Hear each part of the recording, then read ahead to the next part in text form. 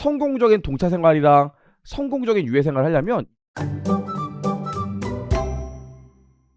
아니 선생님 이거 오타 아니에요? 지금 1차 설명회 얘기하는데 왜 2차 합격 전략을 얘기합니까? 여러분 1차만 100번 붙으면 뭐예요? 2차 계속 떨어지면 세무사 아닌 거예요. 결국 우리의 목표는 1차를 합격하는 걸 넘어서 2차까지 합격해야 될 거 아닙니까? 근데 수험생들도 이런 생각하는 경우들 많아요. 저는 일단 유예생이 꿈이에요.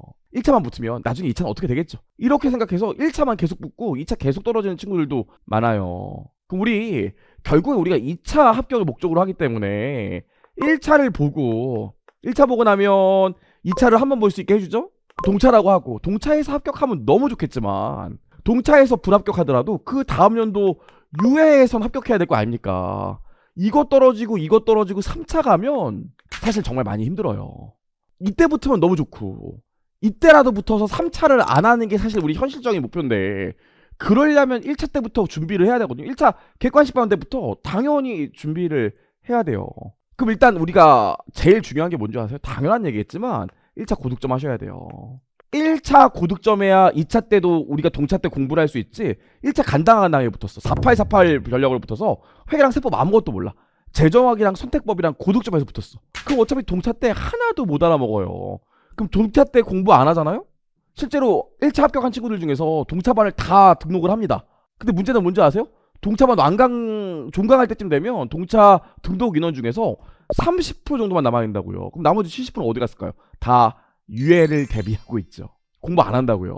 그럼 동차 때 공부 안 하면 유예 때 시작되면 공부할 수 있을까?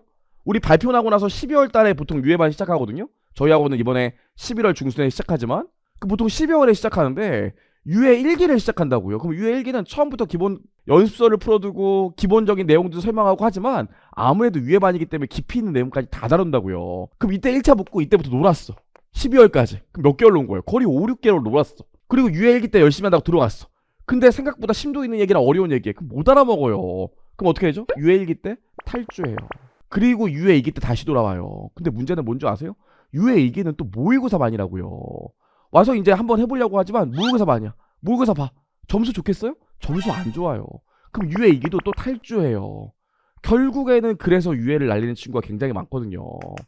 기본적으로 우리가 지금 1차 객관식반 하면서 마음속에 넣어야 될 두 가지가 있는데 최근에 응시 인원이 나아지면서 문제 난이도가 상승했어요. 하지만 그거에 맞게 우리가 대비를 해서 1차를 고득점 해주셔야 돼.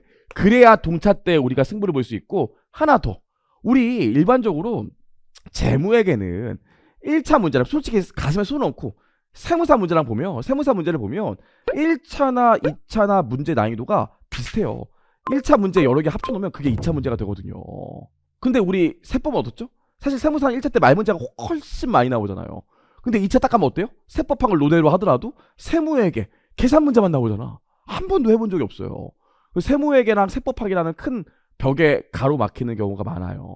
그래서 여러분 성공적인 동차 생활이랑 성공적인 유예 생활을 하려면 이때 최대한 재무회계를 해놓으셔야 돼요. 그래야 우리가 동차 때 세법에 올인할 수 있어요. 이런 마음가짐을 갖고 지금부터 시작을 하셔야 우리가 잘 마무리가 돼서 동차로 끝낼 수도 있고 유예로 끝낼 수도 있다고요. 1차 합격은 당연히 해야 되고